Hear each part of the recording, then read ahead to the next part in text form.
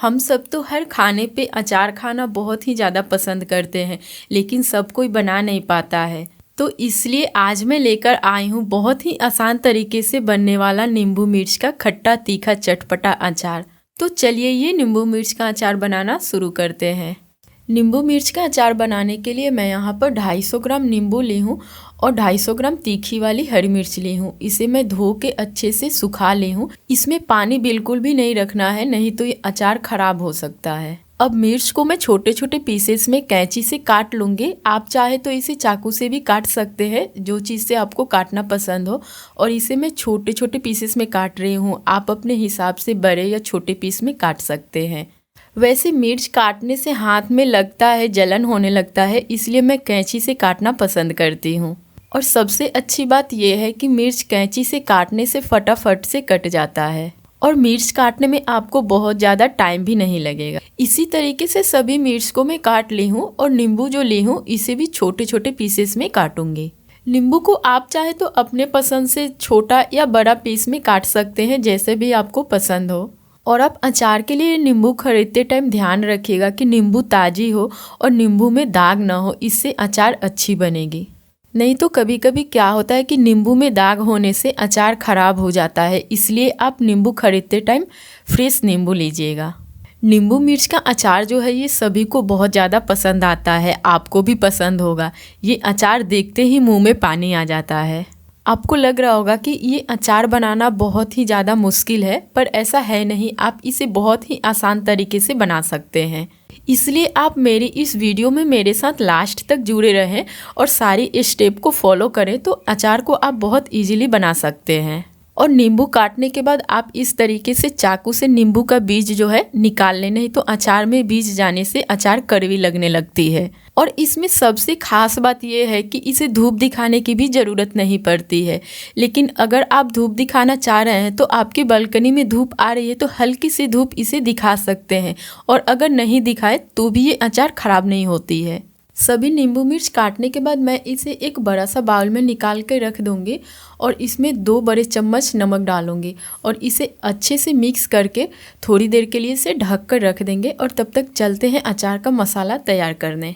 नमक डालने के बाद इसे ढक कर रखना इसलिए ज़रूरी होता है कि नमक जो है वो पानी छोड़ता है, तो नींबू और मिर्च थोड़ा सॉफ्ट हो जाता है, इसलिए थोड़ी देर आप इसे ढक कर रखें। अचार का मसाला तैयार करने के लिए मैं एक कढ़ाई ली हूँ और कढ़ाई जब अच्छे से गर्म हो जाए तो इसमें डालूंगी 2 बड़े चम्मच सौंफ, 1 चम्मच धनिया, आधी चम्मच मेथी और 1 चम्मच जीरा। सभी मसाले को कढ़ाई में डालने के बाद हम इसे मीडियम फ्लेम पे चलाते हुए कुछ देर तक भूनेंगे। और मसाले में मैं सौंफ इसलिए ज़्यादा ली हूँ क्योंकि अचार में सौंफ से फ्लेवर बहुत ही अच्छी आती है। मसाले को आपको बहुत ज़्यादा नहीं भूनना है, नहीं तो ज़्यादा भूनने से क्या होगा कि इसका फ्लेवर ख़त्म हो जाएगा। इसलिए आप इसे हल्का सा भूनें और जब इसमें से सौंधा सा सुगंध आने लगे तो फ्लेम को आप ऑफ करके एक बर्तन में इसे निकाल लें। अब इसी कढ़ाई में मैं 2 बड़े चम्मच पीली वाली सरसों ली हूँ। आपके पास अगर काली वाली सरसों है तो वो भी ले सकते हैं या दोनों मिक्स करके ले सकते हैं। और ध्यान रखिएगा कि जब सरसों आप कढ़ाई में डालें तो फ्लेम ऑफ होना चाहिए, कढ़ाई बस गरम हो। इसी से सरसों बस गरम करना है हमें, इसे भूनना नहीं है, नहीं तो सरसों भूनने से क्या होगा कि सरसों कड़वी हो जाएगी और अचार अच्छी नहीं बनेगी। अब इसी कढ़ाई में मैं आधी चम्मच मंगरेल डालूंगी और फ्लेम को ऑन करके मीडियम फ्लेम पर इसे हल्का सा भून लूँगी। मंगरेल अब हल्का सा भुना गया है तो इसे अब हम निकाल कर रख लेंगे। अब इसी कढ़ाई में मैं 1.5 कप के करीब सरसों का तेल ले रही हूँ और इसे धुआं निकलने तक इसे अच्छे से गर्म करेंगे। तेल को धुआं निकलने तक गर्म करना इसलिए ज़रूरी होता है कि सरसों तेल का जो कड़वाहट होता है वो अच्छे से निकल जाता है और अचार बहुत दिन तक अच्छे से चलता है, ख़राब नहीं होता है। तेल ठंडा हो रहा है तब तक जो मसाले में भून के रखी थी उसे दरदरा पीस लूँगी। मसाले को आप चाहे तो खलबट्टी में भी कूट सकते हैं दरदरा, बस ध्यान रखिएगा कि मसाले को फाइन पाउडर नहीं बनाना है। ये दरदरा रहता है तभी अचार में अच्छा लगता है। आप देख सकते हैं मसाले बस इतना ही दरदरा होना चाहिए। ठीक इसी तरीके से मैं सरसों को भी दरदरा पीस लूँगी। सरसों को फाइन पाउडर नहीं बनाना है। देखिए बस इतना ही दरदरा हमें सरसों चाहिए। दरदरा रहेगा तो अचार में जैसे जैसे ये गलेगा उतना ही अच्छा लगेगा खाने में। नींबू और मिर्च में जो मैं नमक डाल के रखी थी तो ये अब अच्छे से सॉफ्ट हो गया है। तो अब इसमें हम आधी चम्मच हल्दी डालेंगे। अब हल्दी डालने के बाद मैं इसमें जो सरसों पीस के रखी थी उसमें से 3 चम्मच सरसों डाल रही हूँ। ये नींबू मिर्च का अचार ऐसा होता है ना कि आप इसे बिना विनेगर का भी बना सकते हैं और ये सालों तक अच्छे से चलता है, खराब भी नहीं होता है। अब ये बाकी का जो मसाला है, धनिया, जीरा, सौंफ, जिसे मैं दरदरा पीस के रखी थी, उसे भी अब मैं इसमें डाल लूंगी। ये सभी मसाले डालने के बाद मंगरेल जो मैं गरम करके रखी थी उसे हथेली पे ऐसे मैश कर इसमें डाल लेंगे। और ध्यान रखिएगा कि मंगरेल को आप गलती से भी मसाले के साथ पीस कर मत डालिएगा। मंगरेल साबुत ही डाला जाता है। पीस कर अगर आप डालेंगे तो अचार का टेस्ट इससे खराब हो जाता है। 2 चम्मच मैं इसमें कश्मीरी लाल मिर्च पाउडर डाल रही हूँ। आप चाहे तो तीखी लाल मिर्च पाउडर भी डाल सकते हैं, मैं नहीं डाल रही हूँ क्योंकि ये मिर्च जो है ये बहुत ज़्यादा तीखी वाली है। साथ ही मैं इसमें 3 बड़े चम्मच नींबू का जूस डाल रही हूँ। ये 2 बड़े नींबू का जूस मैं निकाल के रखी थी।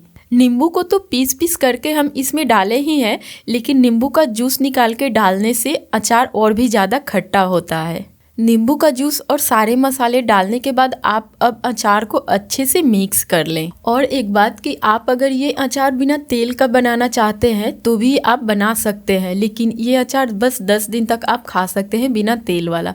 और अगर आपको लंबा टाइम तक अचार रखना है तो आप इसमें तेल ज़रूर डालिएगा। तेल डालने से क्या होता है ना कि अचार 1 साल तक अच्छे से चलता है, इसलिए मैं लंबा टाइम तक रखने वाला अचार बना रही हूँ तो मैं इसमें सरसों का तेल डाल रही हूँ। तेल जो मैं पहले गरम करके रखी थी वही वाला तेल है। ये अच्छे से ठंडा हो गया है तो अब मैं इसे डाल रही हूँ। आप जब भी अचार में तेल डालिएगा तो उसे अच्छे से गरम करके धुआं निकलने तक गरम कीजिएगा। उसके बाद अच्छा से ठंडा करके तभी अचार में आप तेल डालिएगा। अब तेल डालने के बाद आप मसाले और तेल को अचार में अच्छे से मिक्स कीजिएगा ताकि नींबू और मिर्च में मसाले और तेल अच्छे से अंदर तक चला जाए।